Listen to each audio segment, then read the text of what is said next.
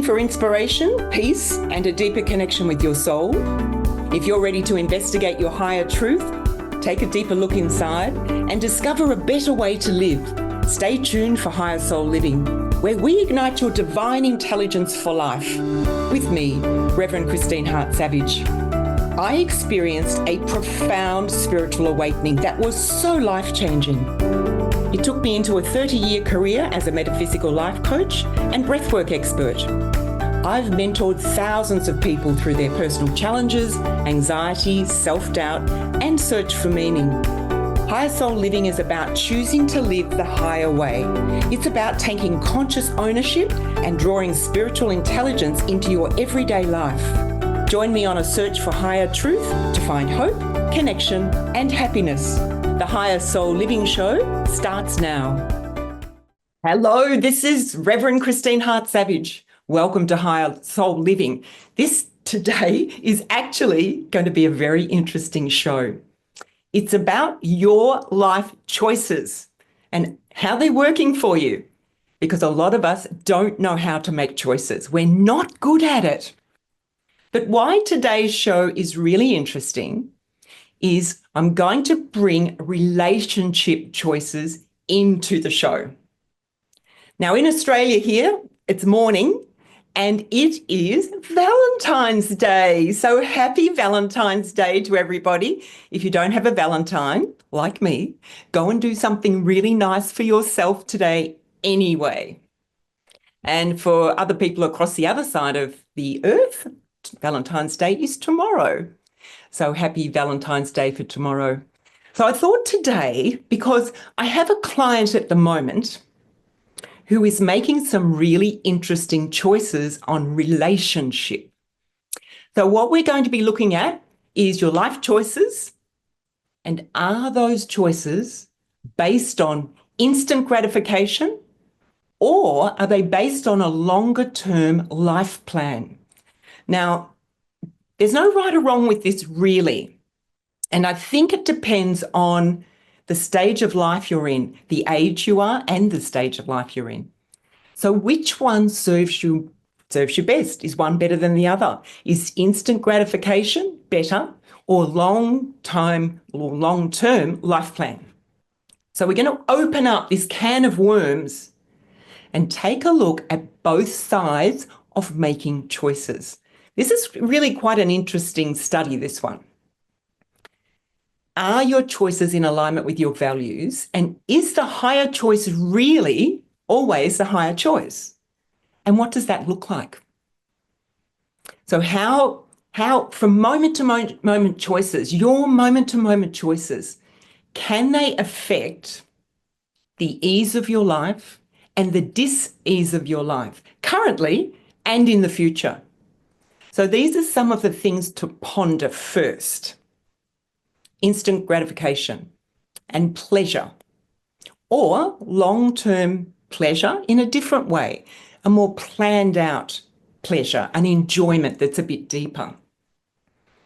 Do you remember when you were a kid? Now, we could use any example for this, but I'm going to use an Easter egg because I've watched so many kids with Easter eggs over my lifetime. So have you ever watched a young child when they've been given this gorgeous, colourful Easter egg? Now, some children peel that shiny coloured paper straight off that egg and it's in their mouth so fast and it's melting and dripping down the sides of their mouths in a flash. And then there's the other kids.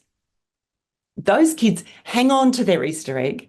They keep looking at it and admiring it and saving it.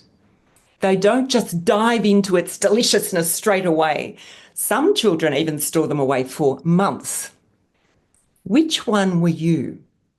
Instant gratification or that longer-term satisfaction? I know I was the longer-term satisfaction myself. I used to store my Easter eggs for months and months, and sometimes I'd keep them so long that when I went to eat them, they were white and they didn't taste very nice. And it's funny, just because we've done it one way doesn't mean we run our lives like that. And it's interesting as I say this, when I think about the relationships in my life, I've Often, gee, this is good insight. I can see I've often stayed too long in a relationship before I should have ended it.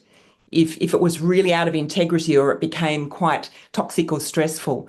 So sometimes we hang in too long or we keep things going too long. So there's lots of different interesting scenarios here. So let's look at this important topic. Are your choices working for you?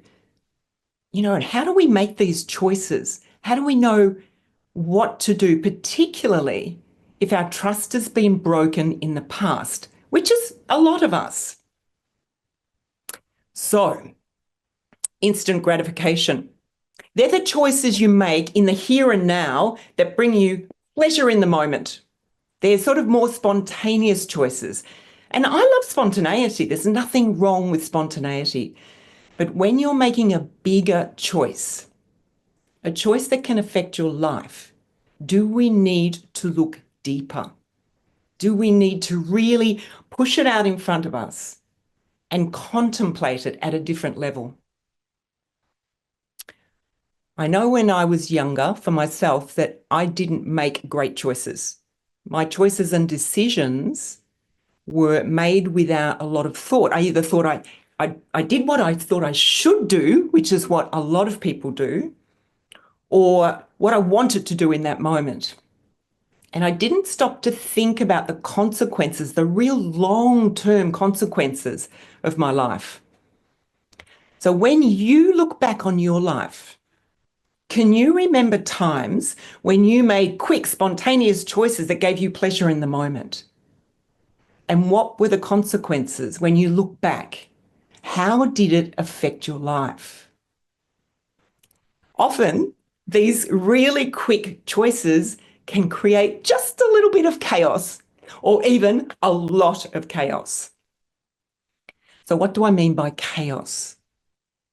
Now, chaos is an interesting one, and we're going to touch on this a little bit more in this session because you can create chaos in your own life. And we all know that we have at some point. Some of us create a lot more chaos than others. The other thing is you can draw in other people's chaos. You can draw it into your own life by the choices you make. So we're going to touch on that a little bit today too. I've got a bit of a frog in my throat today. Excuse me. Excuse me. Right. Now, say you've done a lot of work on yourself over many, many years, and you've been diligently reading your self-help books, doing some personal development courses, some breath work, meditation, really trying to expand your awareness and understand life and understand yourself. Daily contemplation time, working with your mindset, lots of good things. Listening to podcasts like this. And then you find that you're faced with a choice, one of life's tests. And we have a lot of tests. It's a very common challenge that we have. So what we're going to do today is look at one of my clients' challenges in the area of choice, relationship choice. And because of Valentine's Day, I think it's really, really apt. So here's the scenario that I want to go through, and the way that I'm going to deliver this to you is I'm going to share it in the way that it is you personally making these choices. And I'll flip between the truth of the man, the woman, and you. So let's say that your life is nice and clear and clean and easy at the moment. And you've been through a lot. You've worked really hard to create this simple, peaceful, and successful life. You've got it together. And you are a woman, by the way, and then you meet a man that you like, and you find that you really get on very well with him. You really, really like him. Now, we can flip this around. If you're a man listening to the podcast, you can flip this around to a woman. That's fine. And if you're a woman and it's a woman, look, any type of relationship is fine. So in this scenario, this woman gets to know the man a little bit better. So she can see when she's with him that he's making some life decisions that don't fit with her values. So her backstory is that she's been through a couple of marriages and a relationship, and she has been deceived. She's been really hurt. She's worked through all of this, done a lot of personal development. She's really courageous. She's strong and she's together. She's got her life in a really good place. Now, the man's backstory is that his wife died some years ago and he's been lonely. Now, the woman's not lonely. She doesn't need a partner in her life, but she would like a companion, someone to do things with, to have fun with, to go out to dinner with, to go to shows with. You know, a companion, more a committed companion. And his backstory, his wife died, as I mentioned. So he's looking for someone to fill the loneliness gap inside him.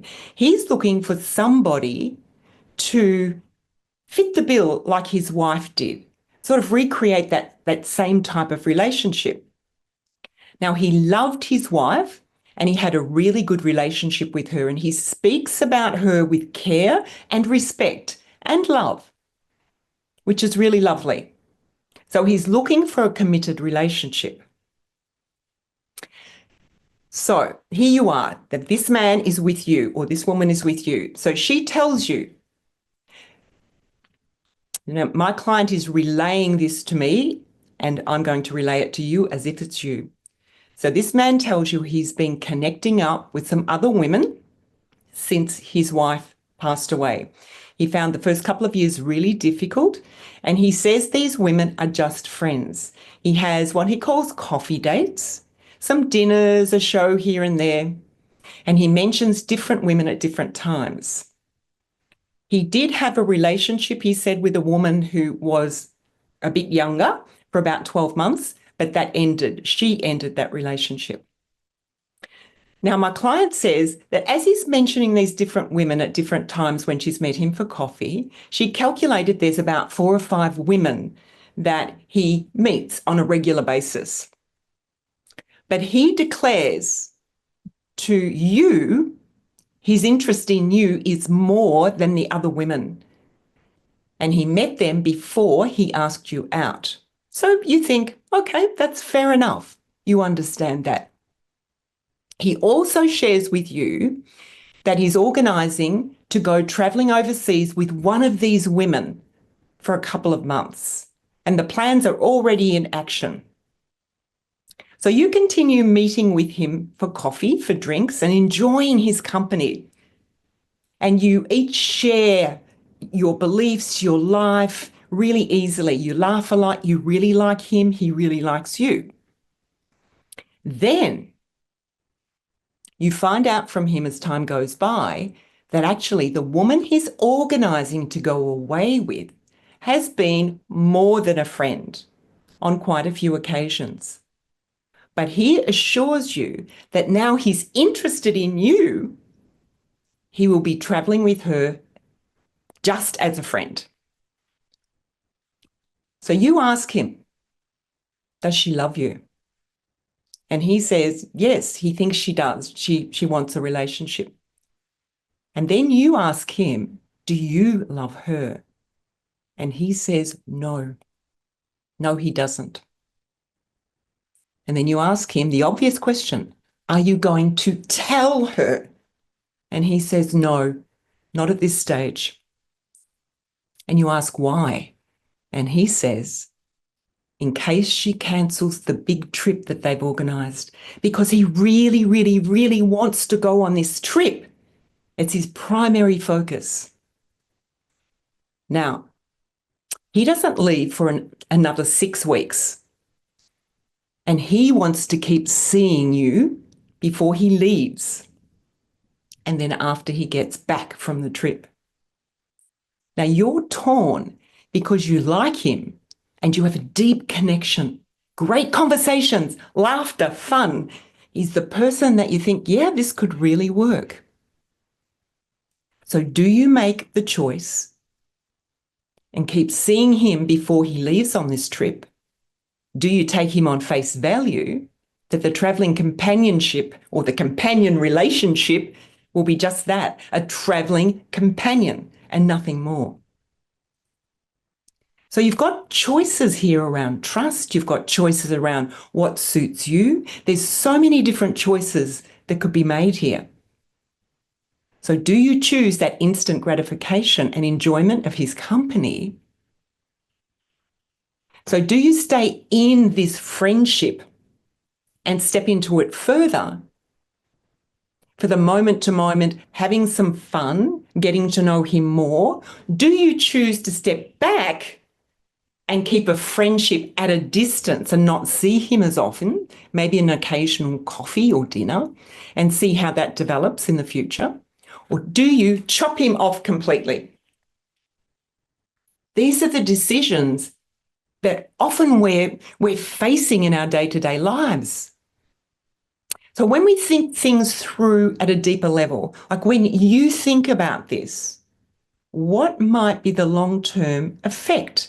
There could be so many different effects from this one decision that you're making at the moment, like my client. When you think this through rationally, what do you get? And there could be different choices reached here, depending on what you're looking for or what the person is looking for in relationship. Some people are looking to just have a connection and some fun. Therefore, you could make one type of decision.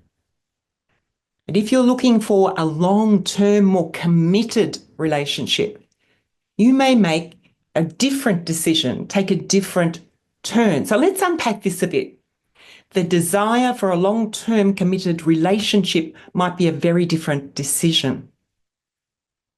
So the scenario here, the man says he wants a long-term committed relationship like he had with his wife. But from where you're sitting, his words are saying one thing, long-term relationship, and his actions are saying another, going on a trip with a woman that he's had an intimate relationship with so far. He's continuing to see this woman and other women for coffee as well as you and planning this trip away. So a lot of people, and my client is in this category, and you may be too, you feel confused by this because the man is saying one thing and doing another. So what do we listen to? The words he's saying or the actions that he's displaying, or a bit of both? I mean, really, what happens, why this is confusing is because we want to believe the words, and we often do, and I've been really caught in this a lot in my own life. But the actions and behaviour are totally opposite. So what do you believe? Do you believe his words? Do you believe his actions? What do you think? So I'm asking you this. Is he respecting the woman he's going away with by not telling her how he feels? Is he respecting you by still wanting to go out with you even though he is going away with this other woman and continuing to see other women for coffees, even if they're friends? Which is perfectly all right. Some people think that's terrific, some won't. So what is it that you think? Is he trying to have his cake and eat it too? Or is he really being honest because he has told you the truth? Do you trust him, or doesn't it matter? So there are a few things to think about here. Is there a point in relationships, if we keep going, where we make the other person less than they are by making choices and actioning those choices that are not in alignment? Pardon me. Do we make those choices? Are we making them less by making choices, either he or you, by not being in alignment with our higher values? So we have to really get into the nitty-gritty here. Are you making yourself less? Are you making him less? Is he making you less than you really are? And do you have that right to expect him to change things if they don't fit your value system. So we know through the man's grief and the need to fill this loneliness, this hole he has inside him, he's created a web of women around him. But your life is clear. And then he meets someone he cares about, you. And then he doesn't really have a clear space to offer any sort of meaningful relationship at that point. So his choices, he's been making choices of instant gratification. And we understand why, and we have compassion for that because he was lonely and missed his wife. But has this feel-good in the moment choices affected his long-term chance of a deeper, more satisfying, committed relationship, which is really what he wants? And as you speak to him, he can see that he's made those choices. So it's at this really interesting juncture or point. Your choice. Are you being tested to make a new and different choice at this time of your life? Have you made choices that haven't been great in the past, that have caused chaos? Are you feeling a bit addictive, this pull towards him, but you know that on another level you're being repelled as well because you're just not sure? And if you decide to move forward with this man, are you opening a can of worms? Do you believe his actions or his words? I ask you again. And what do you risk? Of course, you risk your heart. You risk being hurt. And you've already suffered so much heartache and loss. Are you willing to put your heart in the middle again? The other thing that you risk is drawing the chaos or the mess that he's created in his life into your own life. Now, if we look at this metaphysically or spiritually, not only, as I mentioned earlier, not only do we create chaos in our own lives, creating our reality, we can actually, by our choices, draw in someone else's chaos, someone else's mess into our lives. Because when we make certain choices, we step into that life of those people, and that can affect us greatly. My goodness, we seem to be running out of time very, very quickly today. He's also asked her out for a Valentine dinner. Should she go? If it was you, would you go? So really, the topic today, the question is, your life choices, are they working for you? Are your choices based on instant gratification or long-term plan? We have to think really carefully about these choices. So even the small choices you make have an impact on your life. They can bring chaos in, or they can really keep your life nice and clear. Do you wait? Do you step in? These are big decisions, really, really big decisions. So I've spoken about this a lot with my client. She's been observing him, observing his patterns. She's been observing herself and her patterns without judgment with any of this, and learning even more about herself. Through this experience, she's been able to go deeper and deeper, and she can see how strong and clear she's become through her life challenges and practices, her daily practices, and she's seeing things very, very clearly. So what has she decided? She's decided to maintain a friendship with this man with very clear boundaries, and she's stated these boundaries to him. And he wasn't all that pleased, but he's accepted it. So she was honest and she opened up and told him why she'd made this decision. So friend-only zone. I don't know whether she's going to Valentine's. If she does, I don't think she'll go for Valentine's as such. So what is my message here to you today? Be aware of your choices. Take the time to look at the bigger picture. Are you opening up a can of worms? Have you been down this pathway before? Did you bring chaos into your life? And even more, being with that person, we do take on the other person's stuff when we enter into relationship with them. Long term, does he have the behaviors, the values, the heart that you want to bring into your life, or she? So it doesn't matter which gender it is. Is that person right for long term? What are the broader and long-term consequences of your choices? Even if the highest choice is the hardest to make, which it often is, it will be worth it in the long run. But you get to choose. There's no right or wrong. Just thinking it through is really important. So happy Valentine's Day to everybody. And I look forward to seeing you in the next session. If you would, and also if you want to know more about the courses, you can go on to soullifeconnection.com, and have a look. I've got a really great course coming up in March.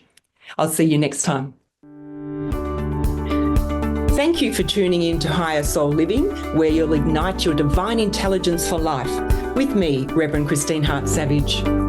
Join me every second and fourth Thursday at 3 p.m. Pacific on Transformation Talk Radio for more information and stories that inspire hope, possibilities, and a greater understanding of who you are at a higher soul level. Together we deepen the connection between the spiritual and the physical aspects of your being and align to your soul's innate intelligence. Metaphysics and the higher soul's journey are my greatest joy. I invite you to join our Facebook community, Soul Life Connection Group, and to visit my website, soulLifeConnection.com, for more information about me, my programs, my coaching, and to tap into your higher soul's intelligence. I hope to see you next time.